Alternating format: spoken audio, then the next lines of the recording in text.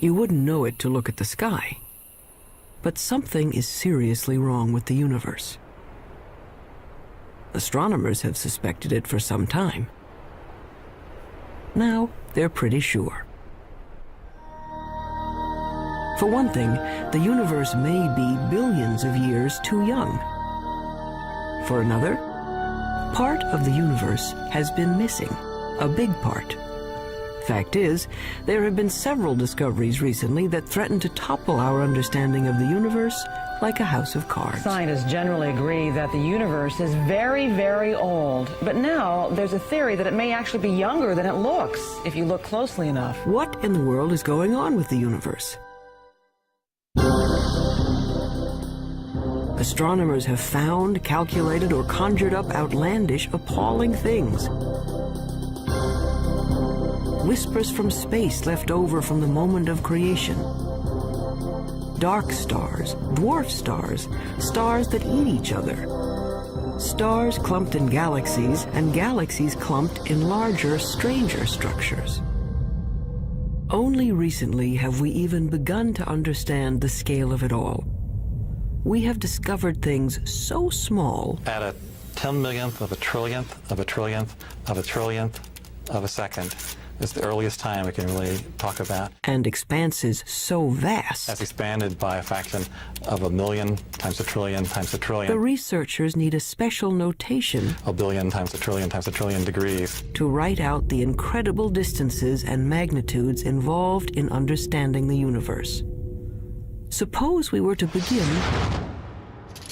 with Peoria. Peoria is the center of the universe. Well, not exactly, but the director of the planetarium has built a scale model of the solar system in and around his Illinois city. How's it going, Dave? Morning, Phil. Morning. A little bit to the left. I think you missed a spot. A sunspot, There. get it? You got it. The sun in this model is 36 feet high. Mercury is closest to the sun, of course, just around the corner at the school supply store. On that scale, the Earth is 6 blocks away at the Amoco station. Earth is open 24 hours a day. And Mars is 7 blocks beyond Earth at the TV station. Mars has life, or at least television reporters. Pluto is smaller than a golf ball. It's a full 40 miles out of town. And if you think rural Illinois is empty, try the universe. The 40 miles to Pluto, on Peoria's scale, represent 3.5 billion miles. On the same scale, the nearest star, Proxima Centauri, would be as far from Peoria as the moon. This isn't helping, is it? Okay, forget Peoria. Our sun is bright because it's close, just 93 million miles away. Stars are suns, but farther away. The nearest star is 25 trillion miles away, so far that light from Proxima Centauri, light, the fastest thing in the universe, takes 4 years and 4 months to get here. They say the star is 4 1/3 light years away. Our sun is just one of the billions of stars in the galaxy we call the Milky Way. How far across is the Milky Way? Real far, 100,000 light years. And the Milky Way is just one of some 50 billion galaxies. It's 1 million light years to the nearest galaxies and tens of hundreds of millions of light years just to cross our galactic neighborhood. It has been said that someone looking at the universe is like an ant contemplating a skyscraper times 1 billion. So what human beings have done is bring the lights in the sky down to Earth. They've personalized the stars and named them like they name dogs and horses. This grouping of stars in the southern sky is known as Orion. The shepherds in ancient Crete decided it looked like a hunter armed with a club and carrying a shield made of lion skin. Cretan shepherds had great imaginations. do we know what we know today about the universe? Well, we've been trying to understand it for a long time. The awful majesty unveiled by night has, down the ages, stirred us to wonder and worship. Prehistoric astronomers used elaborate monuments to mark the sunrise and the sunset. By 300 BC, Aristotle taught there were transparent globes around the Earth, on which were mounted the sun, moon, planets, and farthest out, a sphere studded with little stars. As late as the 16th century, most still believed the Earth was the center of the universe. There were a few people, like Copernicus, who thought the Earth circled the sun, but not many. Then, in 1608, an Italian named Galileo heard that you could make a spyglass with two lenses in a tube. He built one and aimed it up. It was not until Galileo perfected the telescope around 1610 and pointed it at the Milky Way that he was able to say that the Milky Way was just millions of stars. And if you take a pair of binoculars on a clear night and look at the Milky Way, you'll just see that it's nothing but stars and clusters of stars. Galileo's telescope magnified things about as much as a pair of binoculars, but that was enough. He saw that Venus had phases like the moon, that the sun had spots on it, and that the moon had mountains, and that Jupiter had 4 moons. Aristotle's perfect crystalline spheres were shattered, and the universe stopped being simple. And there were other strange things out there. Remember Orion? Well, down in the middle of his sword was a star that wouldn't focus to a bright point, no matter how powerful the telescope. The object came to be called a nebula, and over time, astronomers found many such fuzzy blotches in the sky. Fast forward a couple of centuries.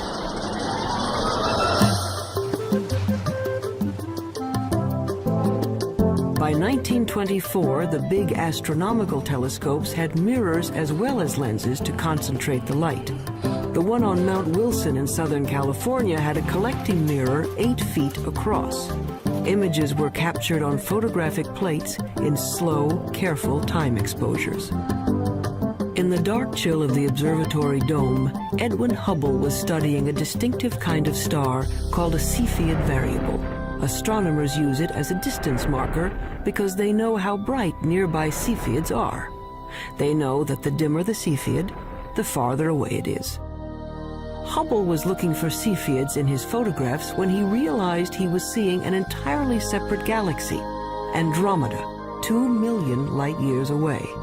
A lot of those fuzzy nebulas turned out to be galaxies like our own.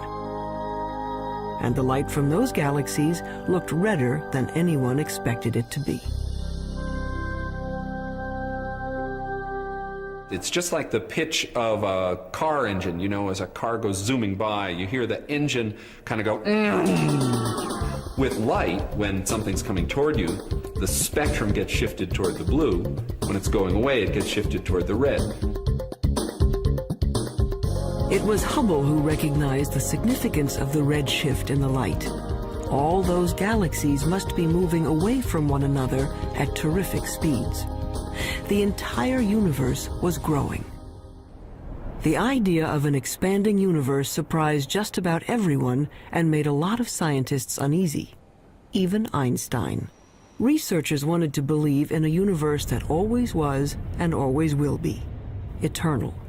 But galaxies flying away from each other meant that once, long ago, they were clumped together. It meant something started them moving. The universe had a beginning.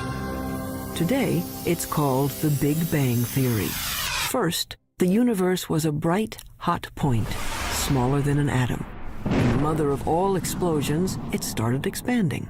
Eventually, the hydrogen gas in space cooled down and began to form stars and galaxies of stars. Galaxies flying outward, surfing along on the expansion of space itself. So now we can calculate the age of the universe. It's the kind of mathematics you do on a motor trip.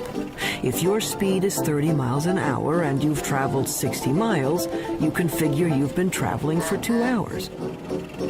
The red shift tells us the speed of stars, and the milestone Cepheid stars tell us how far they've traveled.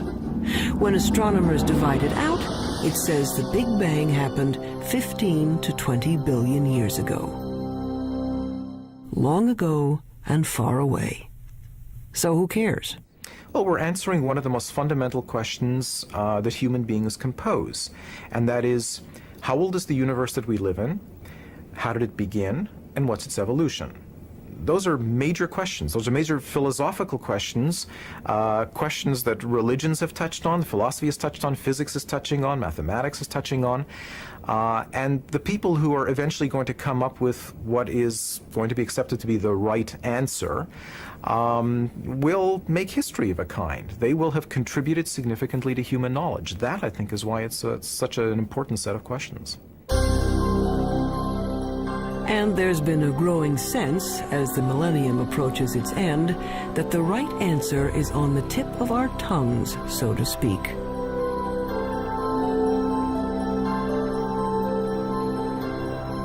But not yet, not quite.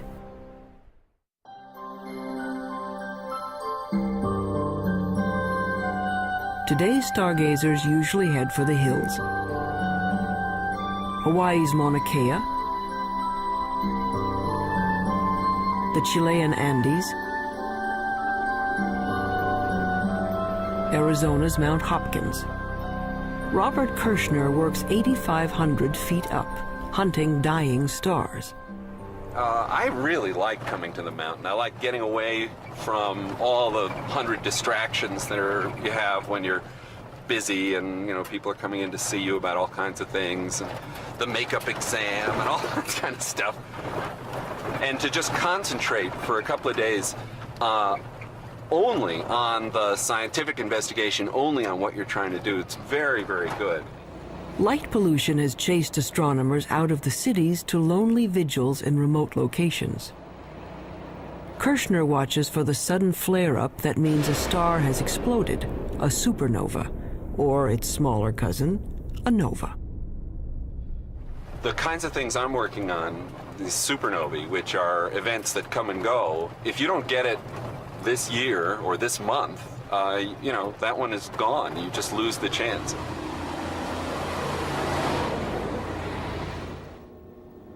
A supernova suddenly outshines its entire galaxy for a few weeks. If Kirshner and his colleagues can calibrate these cosmic flashbulbs, supernovas may prove even better mileposts than Cepheids. The game now for the supernovae, I think, is to find distant ones and to see if they really are the same as the nearby ones. Then we'll have a reliable tool to map out large-scale structure in the universe, and the supernovae, the Type 1 supernovae, look to me like a really good candidate for that. It's easy to find where supernovas have been. There are clouds of dust and gas in space marking places where stars have blown up. But supernovas are rare. A galaxy of 100 million stars might have one exploding star every 100 years. So Kirshner watches and waits. Well, the heroic age of observing has really passed. It used to be that you would be outside the whole night long, instead of sitting in a control room where a television brings the signal in and you're operating on a computer keyboard. 24, okay, get the CCD in the right mode. It's hard staying up all night. R is good. But there's a kind of sense of adventure to it that is a little bit like being a kid and lying out in the snow and kind of figuring out the constellations. Some of that is good for you, too. Yeah, fine. Breaking in the cookies already. Oh, I can have a cookie if I want. You have 10 hours to go. Look at all those cookies. I have one every half hour. I'll need the whole.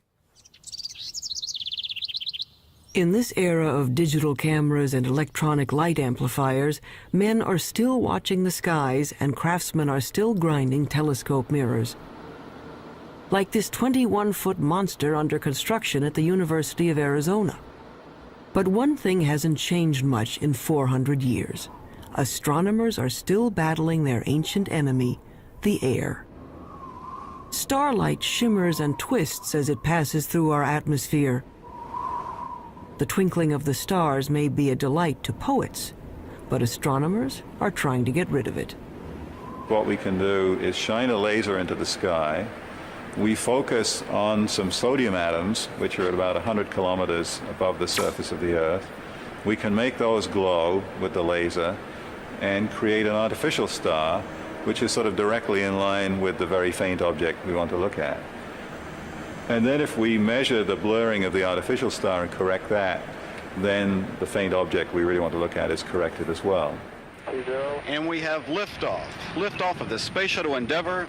But until that technique is perfected, astronomers have another way to take the twinkle out of the stars. All they have to do is put the telescope above that pesky atmosphere, in orbit. In 1990, NASA launched a space telescope and named it for Edwin Hubble. Unfortunately, its mirror was made wrong and its first pictures were blurred. Astronauts had to go up and fix it. Houston, let's go fix this thing. We copy. Move it out of the sun a little bit. We had a good aliveness test. Outstanding. Houston, Endeavour has a firm handshake with Mr. Hubble's telescope.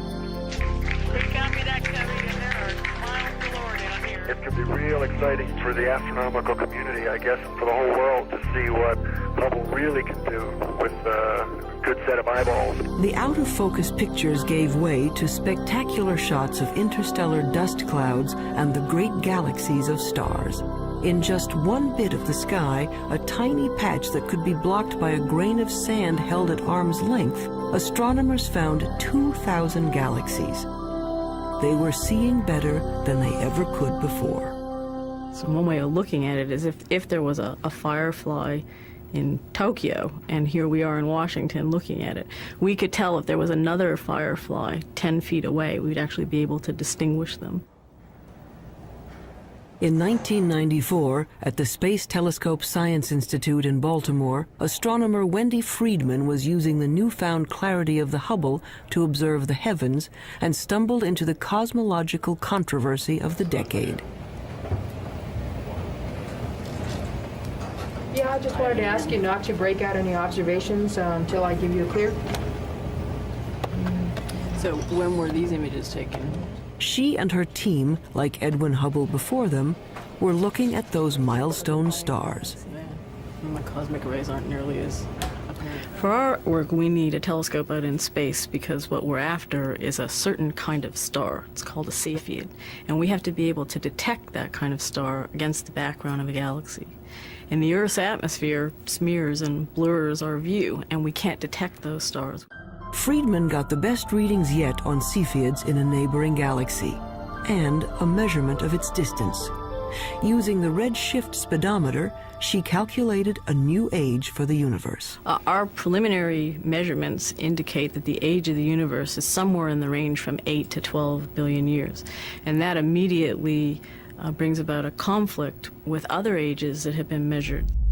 That's a problem.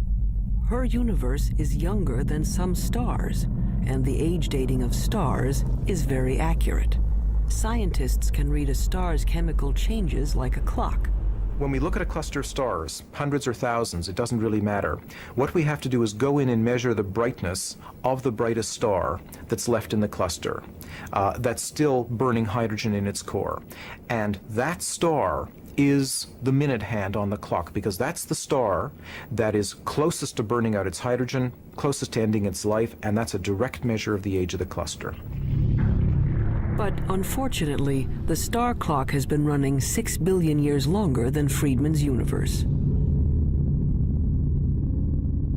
But we're looking at globular star clusters, 100,000 to 1 million stars, and they're being age dated by several very reputable groups of physicists, astronomers, and they're all coming up with ages 17, 18, 19 billion years. That's a problem. We're very close to having a kind of contradiction between the ages of the stars and the age of the universe. This would be quite embarrassing, because you really shouldn't be older than your mother. Clearly, if the universe is 10 or 12 billion years old, then there can't be stars in the universe that are 15 or 17 billion years old. That's not logical, at least if the entire Big Bang theory is right or even close to being right. Wendy Friedman is well aware of the dilemma. She knows that, like many other puzzles about the universe, this one will probably be around for a while. I mean, anytime you get a new tool, you get data that are of better quality than were possible to obtain in the past. Yeah. You learn new things, and yes, sometimes leads to confusion because there aren't answers for all of the questions that are being raised. But it's a healthy aspect of science and how science proceeds.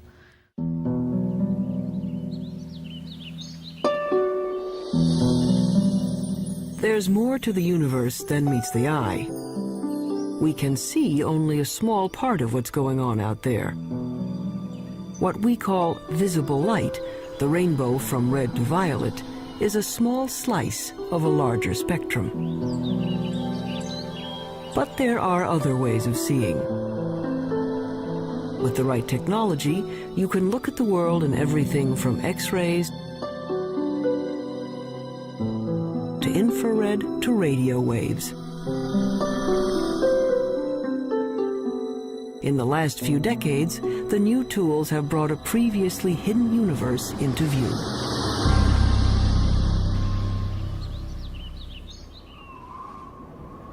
Take the sun. Nothing to do but roll around heaven all day, right?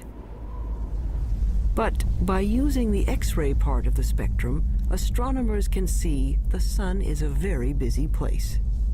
Pictures made by X-ray detectors show there's a cauldron of nuclear reactions boiling beneath its surface. Using film sensitive to ultraviolet, we can see great plumes of superheated gases rising from the sun's surface. Our well-behaved, friendly neighborhood star is a continuing, self-contained thermonuclear explosion.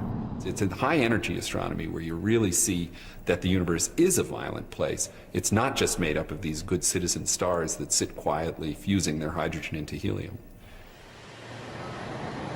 NASA is looking at the lower end of the spectrum, infrared light. Infrared is absorbed by moisture in the Earth's atmosphere. So infrared telescopes are mounted on planes to lift them above the clouds.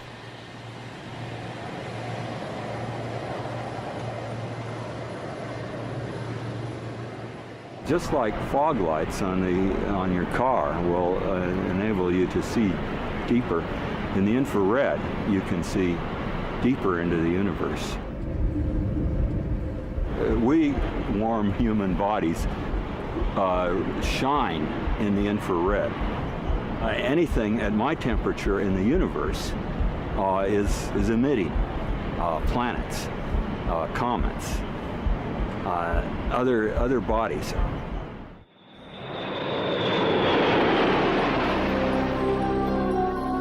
The star-forming regions of the universe are often hidden from view by dust clouds, until infrared astronomy allowed us a way in. Now we can see clouds of frigid hydrogen gas condensing and starting to heat up as stars. The sky in the infrared is a strange and wonderful place.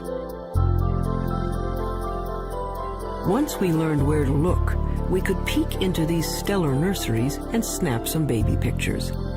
This is Hubble's view of the Eagle Nebula. The bright spots on the edge of these monstrous pillars of gas are brand new suns.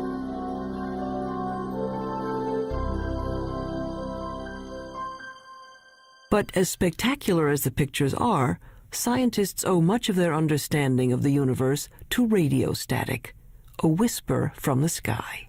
If you're listening to the universe with a radio telescope, it would mainly be a hissing sound. It sounds like steam escaping from a radiator. They heard it first by accident. In 1965, researchers at Bell Telephone Laboratories had built a powerful listening station to hear signals from the first of America's communication satellites. But they were distracted by an ultra-low frequency hiss from everywhere in the sky. What they were picking up was energy from the bright flash that started the universe, an echo of the Big Bang itself. Radio astronomy was the second big window we opened on the universe. The first big window was Galileo going and putting a telescope to his eyes and seeing if he could see with his own eyes, and then with film eventually. The next big step was radio astronomy. It's a great step forward in terms of discovering new things and understanding new things. The discovery of the cosmic background radiation was a fatal blow to those who wanted to believe in an eternal universe. The Big Bang proponents had won. But the cosmic background radiation seemed to be smooth and even, coming from everywhere in the sky. Just what you'd expect from a universe that began from a single point. But then, why weren't the stars spread evenly through space? Galaxies should be moving steadily outward as the universe expands. Each should be moving away from all others like raisins in a rising loaf of bread. Astronomers had thought that the universe was sort of expanding uniformly and the galaxies were just going along, and that the only motion we should see is the Earth going around the sun and the sun going around the galaxy. But in fact, what we saw was that the largest motion of all was the galaxy itself moving. And that really surprised astronomers, and the only conclusion we could come to was that something was causing the galaxy to move away from just the simple expansion of the universe. And after thinking about it for a while, the conclusion was that there must be a large group of galaxies near us. When astronomers plot the position of galaxies in their computers, they find filaments and clusters and walls of galaxies. How could that be if radio telescopes were saying the energy of the Big Bang was evenly spread across the sky? There had to be some seeds at the beginning. There had to be some small lumps in the early universe that are going to grow to create the structure. So Smoot went looking for irregularities in the background radiation to show that the Big Bang explosion was uneven. In 1989, his instrument package went up on a satellite, the Cosmic Background Explorer. It found subtle variations in the energy left over from the moment of creation.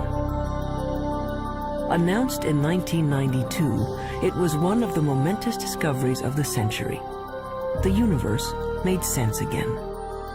Smoot later told the press these wrinkles in the cosmic background radiation were the largest structures ever seen and the oldest.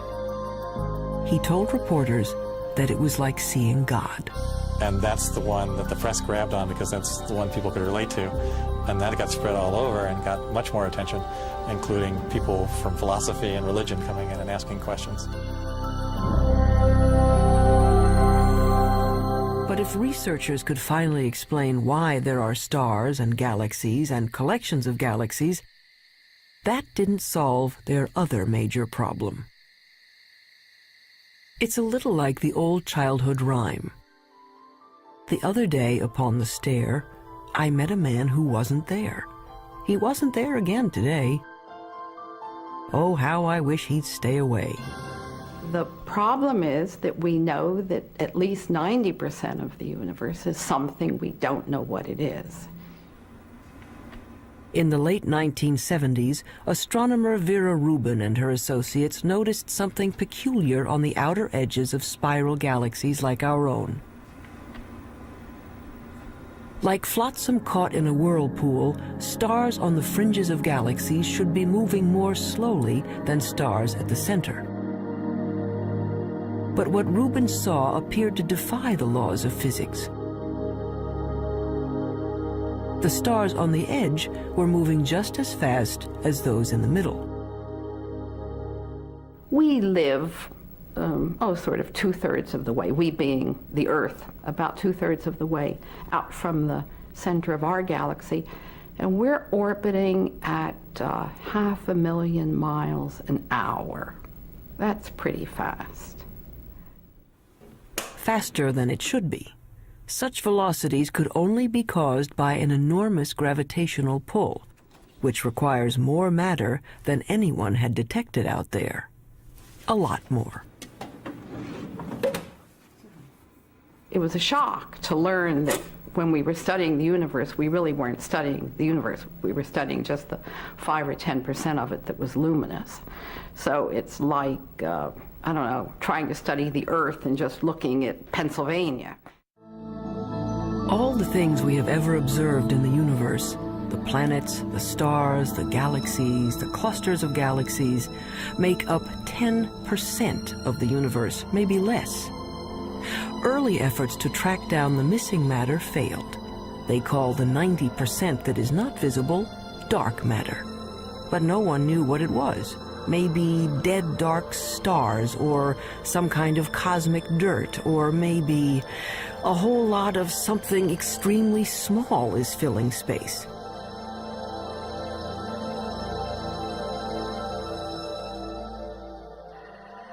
Subatomic particles called neutrinos might make up part of the missing mass, but not enough.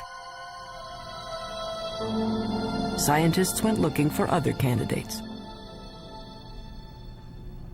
Daniel Snowden-Ift theorizes that dark matter may be made of something physicists have taken to calling WIMPs, short for weakly interacting massive particles. These would be things smaller than atoms, if they exist at all. The only way to detect them would be to look for their footprints. It's kind of like a ghost particle. It passes through matter without ever interacting with it, or I should say hardly ever interacting with it. Every once in a while, a WIMP will come in and bump an atom out of wherever it's sitting, and that's the only indication that we would have that WIMPs exist. He's looking for elusive tracks that might have been left in billion-year-old mica rocks. Mineral mica has one of the most regular atomic structures of all, so if a WIMP had passed through it, it might have knocked some atoms out of alignment. What we're looking for is the WIMP to come in, bump one of the atoms in the mica, and that recoiling atom then produces a chemical change within the mica. In his search for the WIMPs, he splits up endless mica samples and bathes them in hydrochloric acid.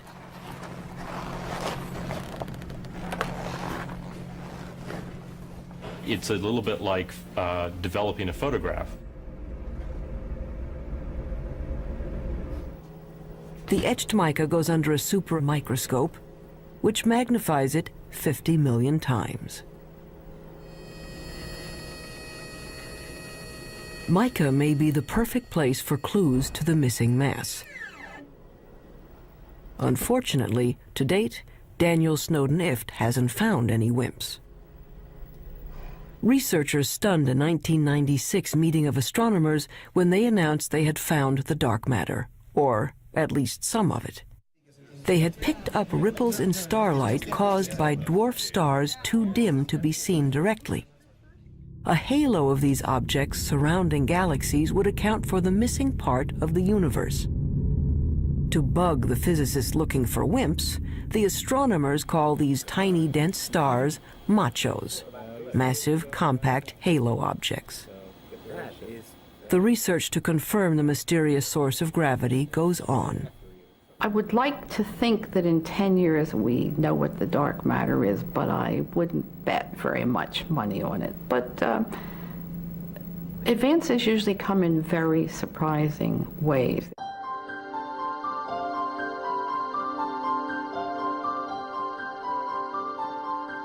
Why do we care about something that we can barely measure and can't see at all? Because it might tell us how the universe is going to end.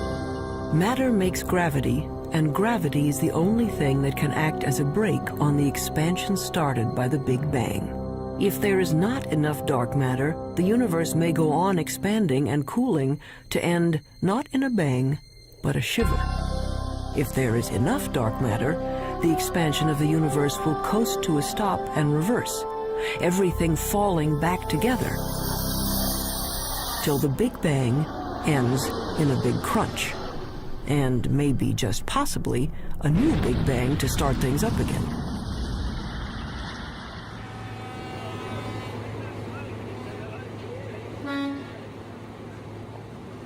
Albert Einstein, among other things, revolutionized the way we think about good old gravity. Astronomers generally only talk about one force, and that's gravity.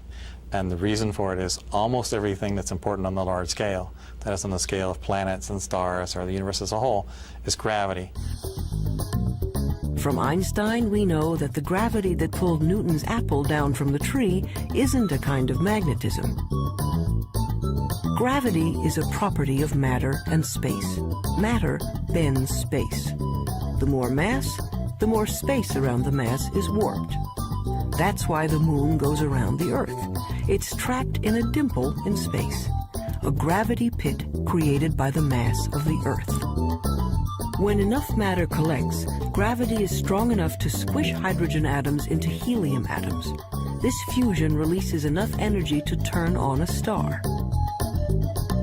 But gravity is also a star killer. Stars are born, age, evolve, and eventually die, just like people. They have a regular life cycle. During the entire life of any star, there is this delicate balancing act, because gravity is always at work trying to crunch the star down into a small point, and the high internal pressures are trying to blow the star up and blow it apart.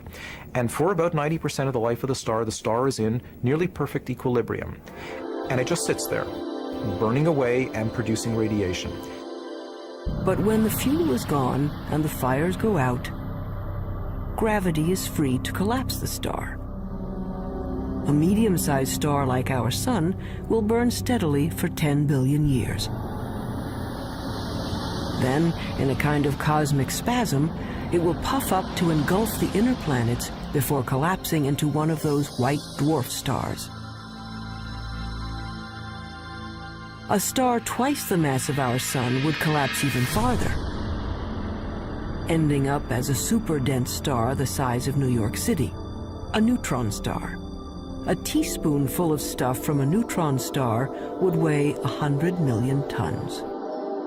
But what happens to a bigger star when its fires die down? Say a star 50 times the size of the Sun.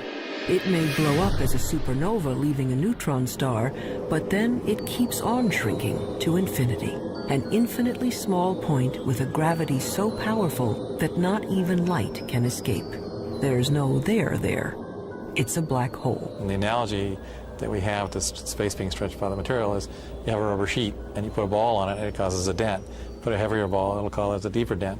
If you put a heavy enough ball, it'll just tear through the rubber sheet altogether. If you force too much matter into a limited amount of space, it'll just tear space like tearing the rubber sheet. You can be forgiven for thinking a black hole is some sort of weird science trick. An infinitely small, invisible star defies common sense. It's what happens when you use mathematics as your lens on the universe. But out here on the high desert of New Mexico, they've found that black holes do exist outside of equations. 27 giant radio dish antennas, each 80 feet wide, are positioned over 13 miles to form a single huge radio telescope. They call this very large array of antennas the VLA, which stands for the Very Large Array of Antennas. James Moran is one of the world's foremost radio astronomers. The VLA has had a tremendous impact over the last 15 years. It's very important because it has tremendous versatility. This technique of radio interferometers was developed after World War II, but this is the first really big array. Dust obscures light rays, but this instrument can penetrate that dust because radio waves go right through the dust, and we can see down to the core of things that can't be seen in optical astronomy, for example. It turns out that a black hole can create radio signals as it sucks in matter. The signals can show up as a beam of microwaves, a microwave laser, or maser. Why you would find a maser in a black hole is a complete mystery. I don't think anybody would ever have predicted this. What we have found is that there's actually a very light molecular cloud in a disc shape. My friends refer to it as the maser frisbee. We didn't go looking there hoping to find something coming out of a very compact region around the black hole. It just plopped onto our computer printouts. A black hole can attract dust and gas in its neighborhood into a whirling disk of molecules. Those molecules release great bursts of radio energy as they are drawn in. There seem to be black holes made not from single stars, but from whole clusters of stars. They have a mass 100 million times that of our sun. But these monsters are still infinitely small points, capable of gobbling up other stars. But where does the stuff that falls into a black hole go? Does it just fall out of the universe? Possibly. Or it may pop up somewhere else in space. If you'll excuse an indelicate metaphor, there may be white holes regurgitating matter eaten by black holes in another part of the universe, a wormhole in the fabric of space and time, allowing you to go from one location to another without crossing the space in between. Or it might go to another universe entirely. Astronomy's reigning theoretical genius, Stephen Hawking, proposed that the black holes in our universe might well give birth to other universes. In fact, there might be any number of universes, like bubbles in the bath. We don't know, and probably can't know. If you fell into a black hole, you'd be stretched until you were thinner than a strand of spaghetti, which wouldn't bother you because time would stop. The rules of the universe as we know them don't seem to apply to black holes. That's what happens when you start messing around with infinities. It leaves us with a universe with holes in it. A universe with a lot of room for imagination.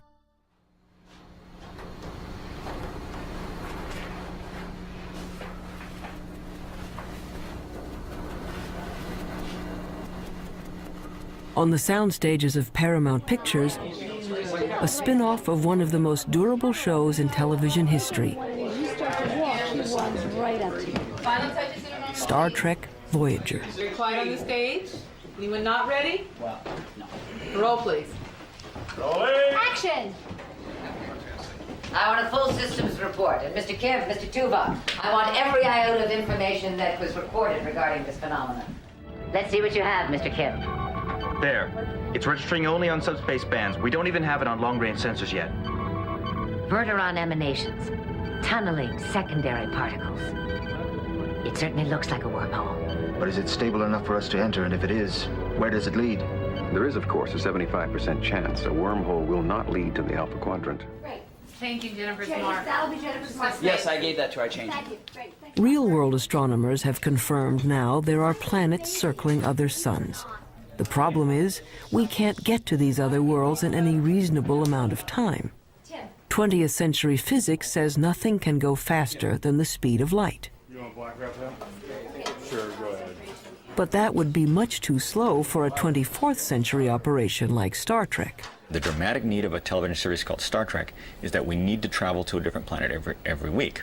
So Gene Roddenberry said, well, okay, we're going to have something that he called warp drive, which somehow warped space and let us travel through subspace. How does this work? We don't know. But nevertheless, we see it work every week, and hopefully the audience buys it. A lot of scientists love this show and have even written books showing how Star Trek physics might work. Take anyone? Felix, what happened to you?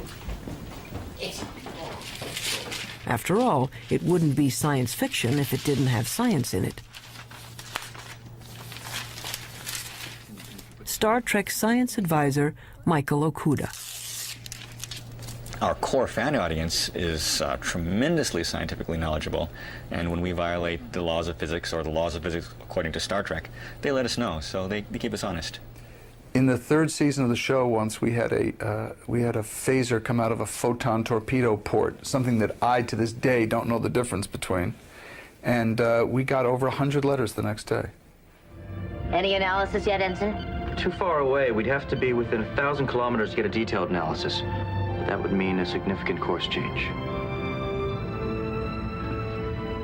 Well, Mr. Kim, if there's even the possibility of finding a wormhole, I think we can afford a detour. Scientists take wormholes seriously enough that they have become an assignment in George Smoot's physics class. Given a wormhole a couple of miles across, students are asked to calculate what could pass through without being destroyed by gravitational tides. The smallest piece of electronic that wouldn't be torn apart in terms of going through this. And the answer was, it's something that's smaller than a chip, but it's roughly the size of a chip. And so, you know, in science fiction shows, they just show small wormholes that you go into, but in reality, the wormhole would have to be quite huge. But theoretically, at least, you could go someplace else in space or time. As far as physics goes, a wormhole is a loophole in the laws of the universe.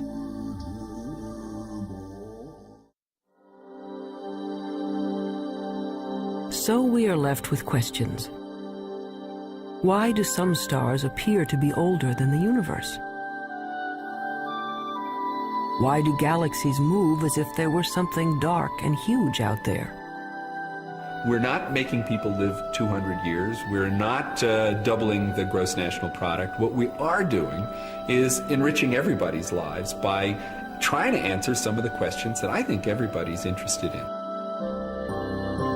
These are some of the oldest questions, children's questions.